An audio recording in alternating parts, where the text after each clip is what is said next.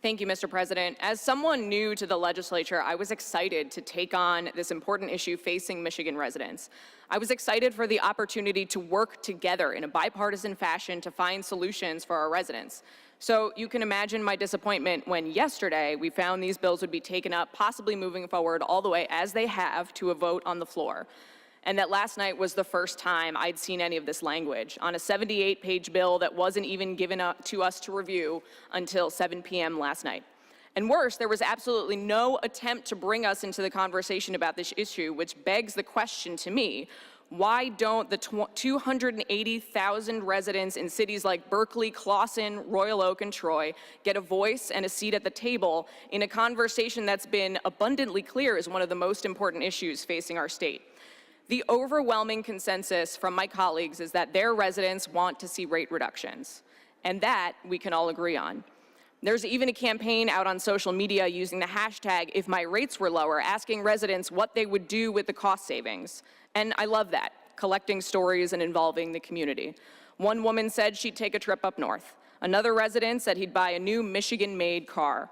Others said they'd pay off bills or spend more time with their kids.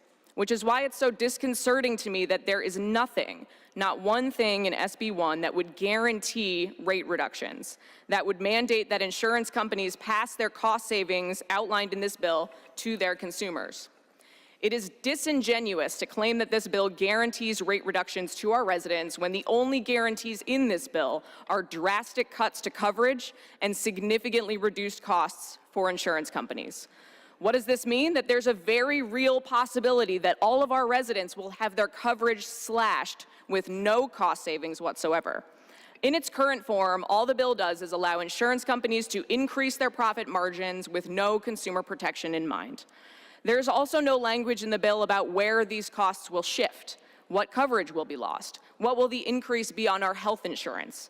For example, in Colorado, a state that eliminated their no-fault system for a tort system in 2003, there's legislation being proposed now to effectively create an MCCA on the healthcare side because costs there have ballooned to an insurmountable rate. Shifting costs is not a real solution for the residents of Michigan. Now, there is a lot of good work in this bill to start the conversation, and I appreciate the work that my colleagues have done thus far. But we need to work together. We need to bring every resident's voice to the table, and we will hurt our residents if we drastically cut their health care coverage without guaranteed substantial rate reduction. I urge a no vote on SB 1.